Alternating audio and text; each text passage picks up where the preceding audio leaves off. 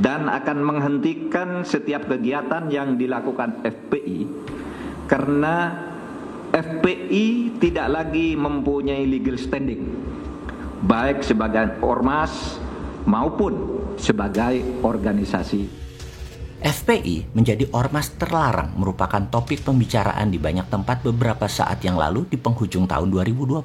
Ada yang pro, ada yang kontra, dan pastinya ada yang tidak peduli. Bagaimana pendapat seseorang yang sederhana dan sontoloyo seperti Bosman melihat fenomena ini? Karena kamus kata masalah telah hilang di benak seorang sontoloyo ini diganti dengan peluang, maka ada sisi lain sebenarnya terlarangnya FPI ini bisa-bisa merupakan sesuatu yang bagus, sesuatu yang menantang bagi Anda fans FPI atau anggota FPI, sesuatu yang ditunggu kebaikannya yang lebih advance lagi. Hal ini mungkin memang yang harus terjadi untuk membuat semua pihak menjadi lebih maju lagi ke depannya. Kita melihat dari sisi positifnya dalam menganalisa terlarangnya FPI. Kita awali dengan bentuk negara Indonesia tercinta ini. Kita harus menyadari siapapun berada di balik perubahan Undang-Undang 45 menjadi Undang-Undang 2002. Kalian sesungguhnya telah berhasil memporak-porandakan negara Indonesia tercinta ini menjadi negara seperti saat ini yang penuh dengan transaksi.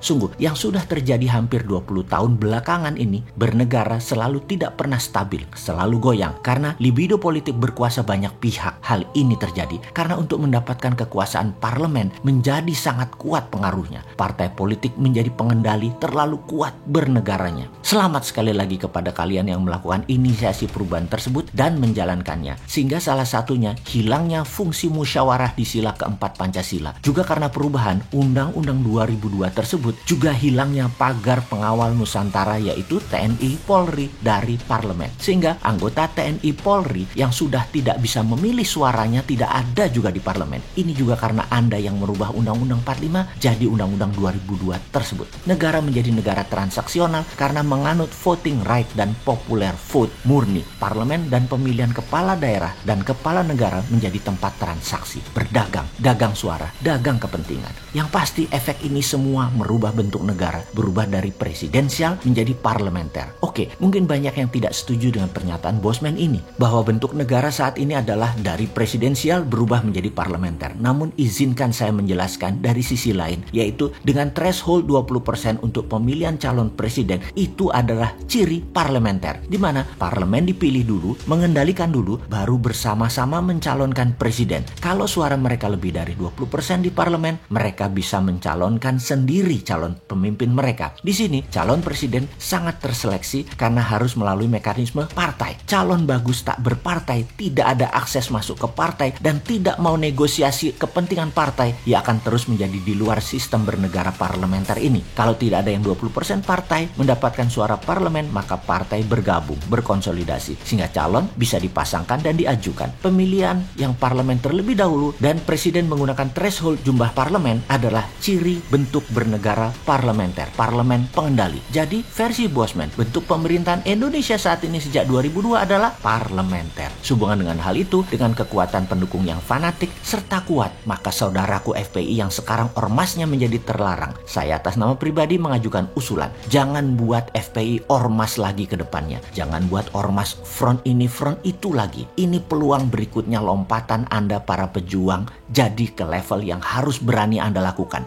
Dirikan partai, rebut suara di parlemen sehingga Anda menjadi terlegitimasi kekuatannya dan amal baktinya. Ubah bentuk perjuangannya menjadi satu level lebih tinggi lagi, jadi partai. Setelah menjadi partai, konsolidasikan kekuatan dengan partai lain, misalnya PBB-nya Pak Yusril, Partai Berkarya, Partai PKS dan lain sebagainya di bawah panji Partai FPI. Jangan-jangan angka 10%, 20% di tangan suara rakyat tersebut. Sebagai pengingat sejarah, di tahun 2004 Partai Demokrat Pak SBY jadi presiden, suara Demokrat hanya sekitar 7%-an. Apa tidak mungkin FPI bermain di tahun 2024 bukan sebagai partai yang kuat saja tetapi masuk ke pemerintahan tertinggi menjadi presiden atau wakil presiden? Semoga usulan sederhana ini bisa dijadikan referensi yang akan menambah kayanya variasi bernegara nanti di tahun 2024. Dan bagi cebonger, informasi seperti ini jangan dibilang Sontoloyo ini kadrun ya. Sontoloyo ini ya Sontoloyo, mazhabnya sendiri. Sontoloyo mah seperti yang kalian katakan, hanya tukang jualan gorengan.